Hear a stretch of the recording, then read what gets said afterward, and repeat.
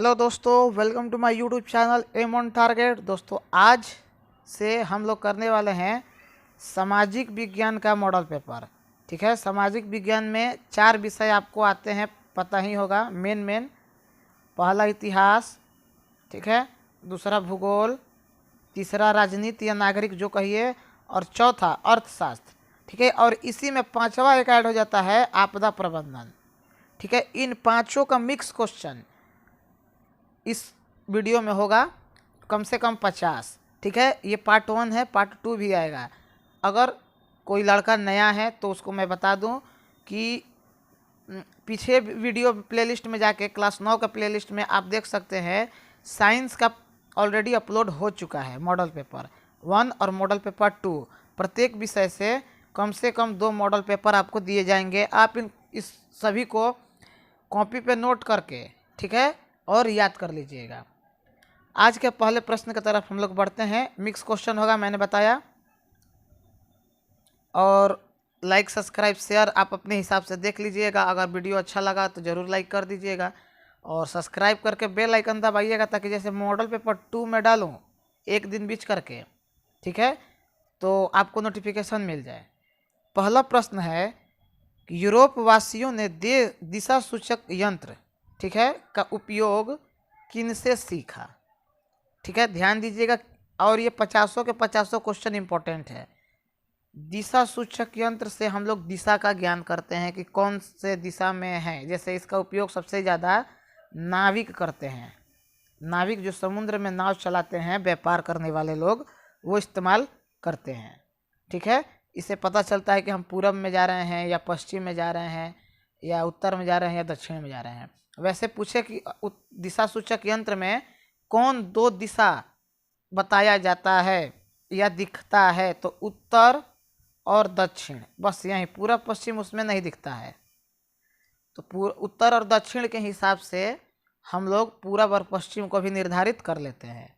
ठीक है, खैर, अगर ऐसा पूछे कि दिशा सूचक में कौन से 2 दिशा इंगित किए जाते हैं या दिखते हैं, तो आपको बताना है उत्तर और दक्षिण। ठीक है, एक प्रश्न में ही 2-3 प्रश्न मैंने बता दिया। तो इस प्रश्न का जो जवाब है वो है अरबों से। यूरोपवासी ने दिशा सूचक यंत्र का उपयोग किससे सीखा था? अरबों से। आगे बढ़ते हैं। धर्म युद्ध हुआ था। धर्म युद्ध किसके किसके बीच में हुआ था, ये आपको बताना है। तो इसका जो सही जवाब है वो है ऑप्शन नंबर ए, ईसाइयों और तुर्कों में। ठीक है, डेट नहीं पूछेगा, इसलिए निश्चिंत रहिए। आगे बढ़ते हैं। कोलंबस मूल निवासी था कहाँ का? ये क्रिस्टोफर कोलंबस है, जिसने किसकी खोज की थी? अमेरिका की खोज। क्वेश्चन आपको आ जाएगा कि अमेरिका की खोज किसने की थी। देखिए 50 क्वेश्चन है, लेकिन 50 में मैं आपको 100 करवा दूंगा अलग अलग तरीके से बता के। ठीक है, तो कोलंबस ने किस देश की खोज की थी अगर आए तो आपको लिखना है अमेरिका। ठीक है, अब पूछ रहा है इस क्वेश्चन में कि कोलंबस मूल निवासी था कहाँ का, तो मूल निवासी जो था वो था जेनेवा का। ठीक है, जेनेवा अमेरिका में ही है। नेक्स्ट, स्वतंत्रता का घोषणा पत्र किसने तैयार किया था? तो किसने तैयार किया था? Thomas Jefferson. ठीक है, किसने? थॉमस जेफरसन ने। आगे बढ़ते हैं। अमेरिकी स्वतंत्रता संग्राम में किस देश ने उपनिवेशों की सहायता की? तो किस देश ने उपनिवेशों की सहायता की? तो फ्रांस ने। ओके, क्लियर है, कोई डाउट नहीं। आगे बढ़ते हैं। नेपोलियन कोड किस वर्ष लागू किया गया था? तो नेपोलियन कोड जो है वो लागू हुआ था 1804 में। ठीक है, आगे बढ़ते हैं। फ्रांसीसी उपनिवेशों में अंतिम रूप से दास प्रथा कब समाप्त हुआ था? ठीक है, ये आपका पहला चैप्टर जो है फ्रांसीसी क्रांति, उसी का ये क्वेश्चन है। तो दास प्रथा कब समाप्त हुआ था? तो 1848 में। ठीक है, ऑप्शन बी। सभी क्वेश्चंस बहुत बहुत ज़्यादा इम्पोर्टेंट है और एग्ज़ाम के समय में एक दो महीना पहले मैं आपको जो 2020 में क्वेश्चन हुआ है, पेपर हुआ है, उसका वीडियो बना के अपलोड कर दूंगा।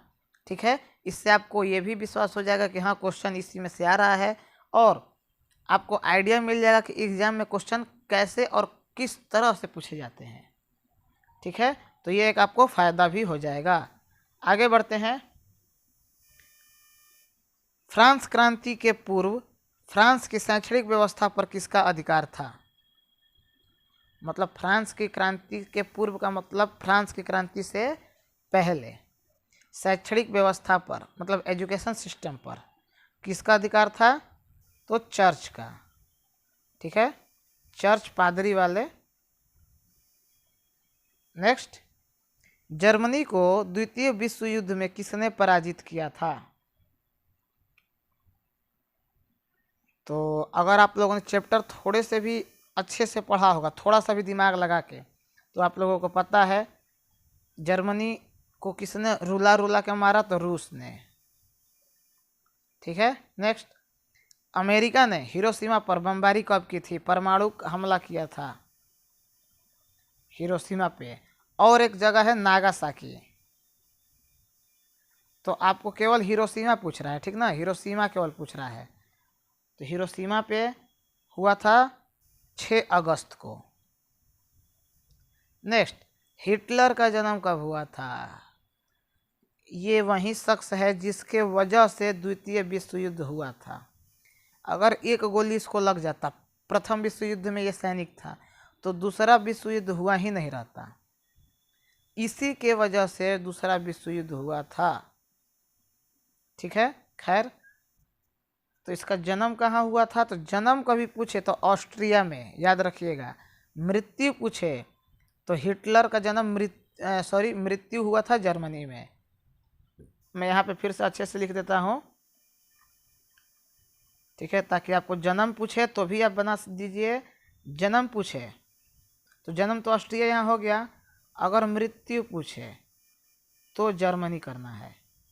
ठीक है, उसी के नीचे जो आप नोट कर रहे हैं, इसी के नीचे ये मृत्यु वाला भी क्वेश्चन लिख लीजिए। नेक्स्ट, नाजी पार्टी का प्रतीक चिन्ह मतलब उस पार्टी का चिन्ह क्या था? तो क्या था? स्वास्तिक। ठीक है, जो ऐसे बनाया जाता है,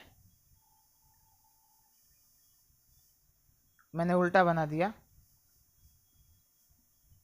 आप लोग जानते ही हैं ऐसे बनता है शायद।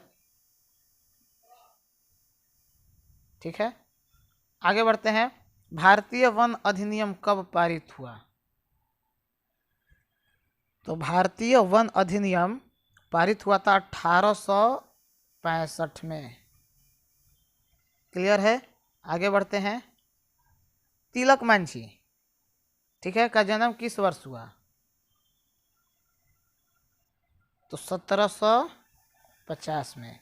मैं सभी ऑप्शन को इसलिए नहीं पढ़ता हूँ क्योंकि कम समय में मैं ज़्यादा से ज़्यादा प्रश्न कराने का प्रयास करता हूँ। ठीक है, अगर मैं सभी ऑप्शन को पढ़ूंगा तो समय ज़्यादा लग जाएगा और क्वेश्चन कम होगा, और मेरा मकसद ये है कि कम समय में ज़्यादा क्वेश्चन आपको कराना। ठीक है, आगे बढ़ते हैं। भारत के मुख्य भाग का सही देशांतरीय विस्तार है, इन चारों ऑप्शन में से आपको बताना है। तो पहले तो आपको इसको पढ़ने सीखना होगा। इसका सही जवाब होगा ऑप्शन ए। देखिए, 68 डिग्री, जो 68 के बाद ऐसे है ऊपर गोल, उसको डिग्री बोलते हैं, और 7 के बाद अगर एक हो छोटा सा तो उसको मिनट बोलते हैं। अगर दो रहता, दो छोटा छोटा रहता, तो उसको सेकंड बोलते हैं। तो इसको बोलिएगा आप कैसे? तो 68 डिग्री 7 मिनट से 97 डिग्री 25 मिनट पूर्व तक। ठीक है, फिर से मैं बोल रहा हूँ, 68 डिग्री 7 मिनट से 98 डिग्री 25 मिनट तक। ओके, आगे बढ़ते हैं। भारत की मुख्य भूमि का पूर्व पश्चिम विस्तार कितना है? मतलब पूर्व से पश्चिम विस्तार मुख्य भूमि का तो कितना है? 1933, 2933। आगे बढ़ते हैं।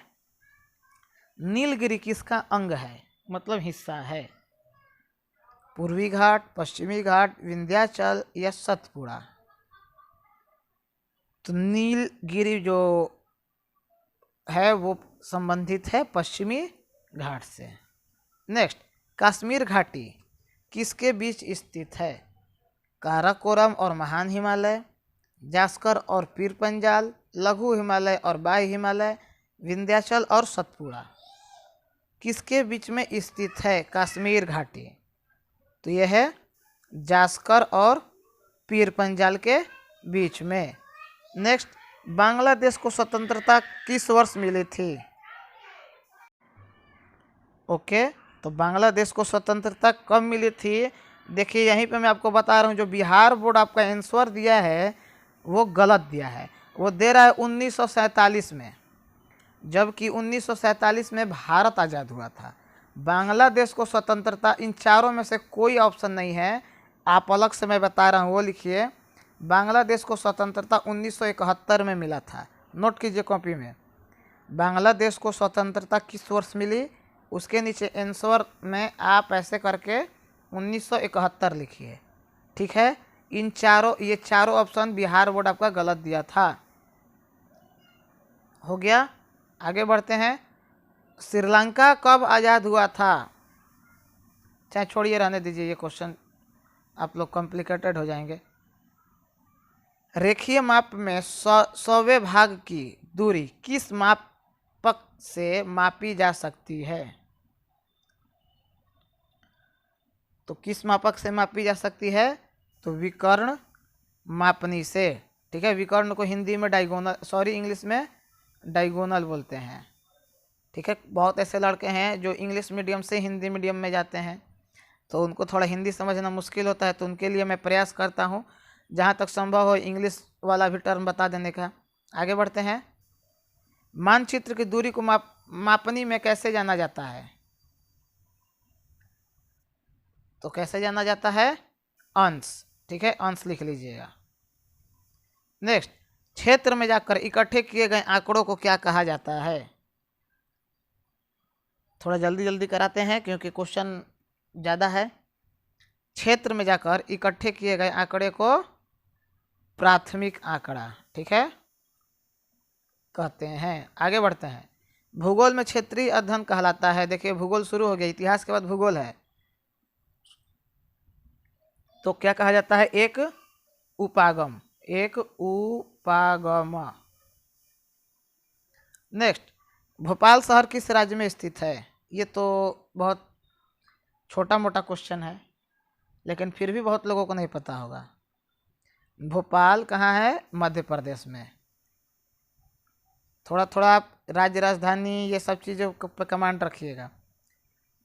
थर्मोन्यूक्लिक बम विस्फोट किस वर्ष कराया गया था? तो थर्मोन्यूक्लिक बम का जो विस्फोट हुआ था कब हुआ था? 1998 में कि 1999 में, 1997 में या 2001 में? इसका सही जवाब जो है वो है ऑप्शन ए, 1998, 1998।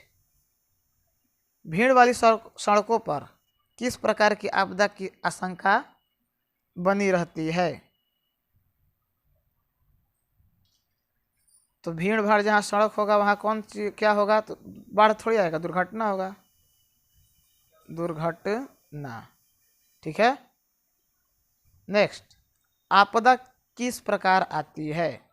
पूर्व सूचना देके, पूर्व सूचना दिए बिना, प्रशासकों को सूचना देके, या सभी गलत, मतलब सभी सही है। तो अब एक बात बताइए नॉर्मल सोच के, बाढ़ बोल के आएगा, भूकंप बोल के आएगा, सुनामी बोल के आएगा कि हाँ हमारे यहाँ तैयार रहो? तो इसका सही जवाब होगा ऑप्शन ए, बी गलती से हो गया, बिना सूचना दिए बिना, ऑप्शन बी, ठीक है। नेक्स्ट, अमेरिका द्वारा सार्वभौम वयस्क मताधिकार, मतलब सभी को मत अधिकार देने का, मतलब वोट देने का अधिकार किस वर्ष अपनाया गया? कहाँ पे? तो अमेरिका में। तो ये क्वेश्चन बहुत मस्त है, उससे पहले आप जान जाइए 1965 इसका सही जवाब होगा। क्लियर है? आगे बढ़ते हैं। चिली में सैनिक द्वारा किस वर्ष सल्वाडोर आइंदे के शासन का तख्ता पलट किया गया था? तो किस वर्ष किया गया था? 1973। नेक्स्ट, पोलैंड में जनतंत्र की स्थापना से पहले कौन सी स्थिति नहीं थी? तो इसका सही जवाब जो है वो है जनता को अपनी सरकार को चुनने की स्वतंत्रता। तो क्या नहीं था पोलैंड में? मतलब जनता अपने सरकार का चुनाव नहीं कर सकती है। किसने कहा था कि जब देशद्रोह करने वाली ताकतें अपनी सत्ता पूरी तरह कायम कर लेंगी तब भी चिली के लोग उस अधियारे की दौर से पार कर लेंगे? तो ये कथन जो है वो है सैलाडोर आइंदे का। ठीक है। नेक्स्ट, अगास्ते पिनासे द्वारा शासन सत्ता पर अधिकार जमाना उदाहरण है। तो शासन पर अधिकार जमाया गया तो ये किस चीज़ का? सैन्य तख्त पलट का। ठीक है, क्योंकि ये सेना में थे। आप पहले कोई भी MCQ करने से पहले अगर समय है तो आप चैप्टर को एक बार पढ़ लीजिए। ठीक है, उसके बाद क्वेश्चन करेंगे तो ज़्यादा समझ में आएगा। ये सेना में थे और इन्होंने सत्ता पे अधिकार किया तो उसी को बोलेंगे सैन्य तख्त पलट। नेक्स्ट, अब्राहम लिंकन किस देश के राष्ट्रपति हैं? अब देखिए यहाँ पे भी बिहार बोर्ड आपका जवाब दिया है भारत। अब अब्राहम लिंकन भारत में कभी राष्ट्रपति बने हैं? नहीं। तो क्या होगा? अमेरिका के राष्ट्रपति थे। कौन? Abraham Lincoln. आपका बिहार बोर्ड बहुत ऐसे क्वेश्चन का गलत भी जवाब देता है, इसलिए मार्केट में जो मॉडल पेपर का किताब मिलता है वो सब सही नहीं होता है। तो ध्यान रखिएगा कौन सा मॉडल पेपर अच्छा हो, मैं एग्ज़ाम के समय में आपको बता दूंगा।